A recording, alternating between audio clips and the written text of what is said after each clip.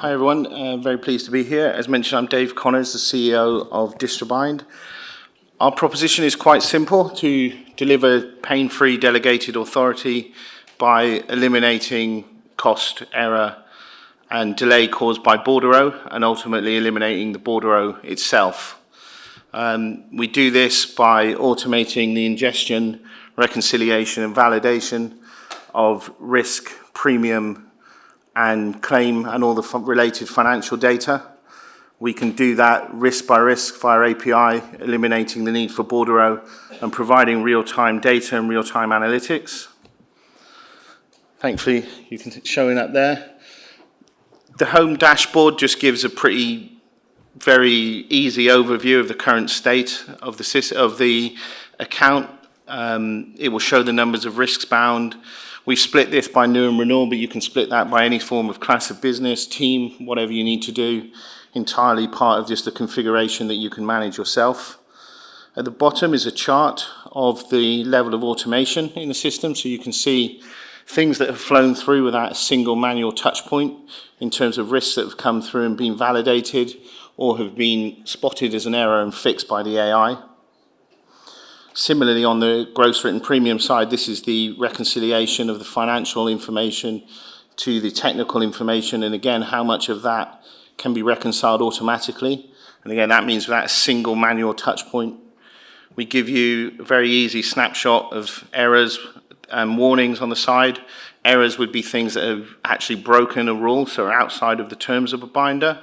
Warnings is more AI-led anomaly detection, so that will tell you things like unusual types of business or changes, unusual sums insured that may still be within limits, but somebody should really look at.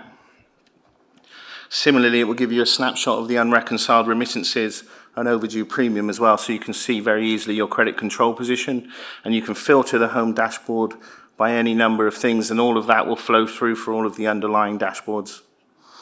At the bottom, we have an AI-powered capacity utilization monitor. So this looks effectively at the account history on any individual binder, then looks at the risks that are written during the binder period and forecasts how that will end up in terms of the premium against the premium income limit. So that enables you to monitor the capacity all the way through. You can see in examples of this one, where they're never going to write enough business. Our carriers putting their capacity where they should, our MGAs needing to look at their business development activities and increase what they're doing there to sell more. All of this, as I say, is completely powered by machine learning algorithms for which we were given a grant by Innovate UK to further develop this. And within this account, we're now able to take it down to individual risk broker level or risk producer level. So as well as showing you the overall position of an individual binder, we can actually show you the performance of individual producers and say, are they going to produce the business that you expect them to? You can flow through into individual binders. And again, we give you a very easy snapshot at the top of your credit control position, the green being that this is premium that you've received, red being premium that's already overdue. We would also show if there's future premium that's not due for some time or premium that's due within the next 30 days. Again, it will show you the individual errors, warnings and unreconciled issues that relate to that specific binder. And at the bottom, you can flow that through down and see the individual risks that have been written and filter those very easily to see these are the ones with the overdue payments. And you can also follow that through into the individual risk itself. And again, the risk will give you a very easy view of individual settlements, which installments are the actual problem, which ones have been paid and when they were paid.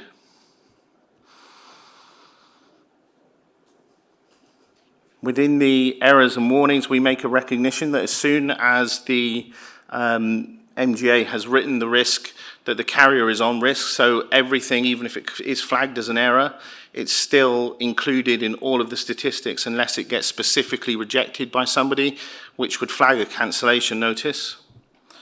It's very easy for an individual user to look at stuff. For example, for the warnings here with the where the risk sum insured is in excess of the binder limit. We flag this as a warning rather than an error because it may have been subject to special acceptance. It's very easy for somebody to just approve that if they believe it is part of the special acceptance, and that gets moved out of the warning queue straight into the approved queue. Or alternatively, if it needs to be reviewed, if they're not unsure and they want to query that with someone, it's integrated with Outlook, so you can call the, you can just pass the query straight to any of your colleagues, brokers, or anyone that can help with that.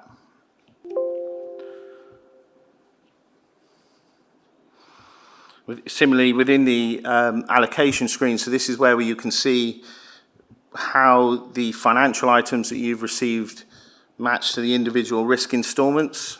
You can bring through future premium if there's any. There isn't in this particular bit, but you can bring it through very easily to see anything that's there.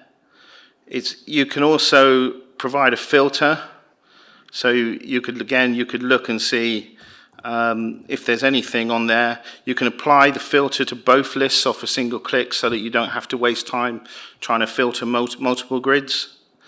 And you can again easily quite see it applies partial filtering without any need for entering wildcards. So the system's just designed to be as easy to use as it possibly can be.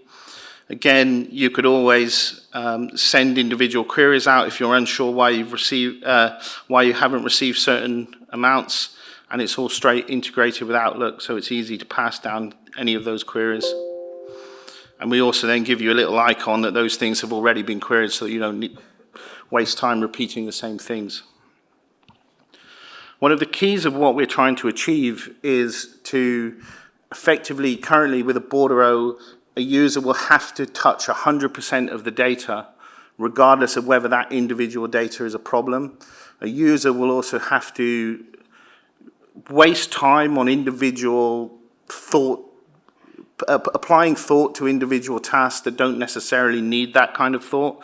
What we're trying to do is just give them information about the things that really, really do need a smart person to think about, and that we will just automatically process the rubbish, for want of a better word. We will take that out of their hand and just give them, say, this is the data, this is the kind of stuff that you need to look at, and this is where you need to apply your skills and experience. Just as part of this, to show you an example of risk actually coming into the system with some errors and how we would handle that. This is quite a common scenario that we would receive data, which I've been highlighted helpfully in yellow here.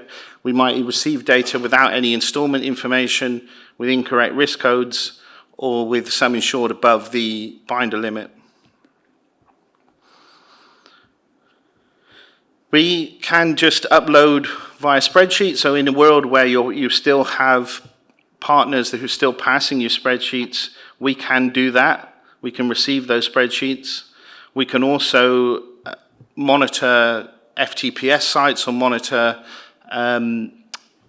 any central mailbox and just pull things through, so it doesn't have to be actually manually uploaded.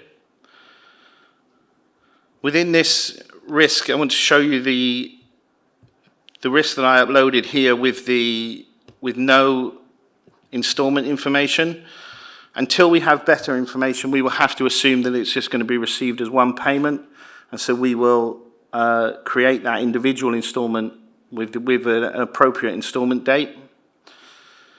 But if we receive money that doesn't match what it should have done, the system is able to identify potential installments and then to create those new installments itself and settle whatever comes in. So if I go back into that one now,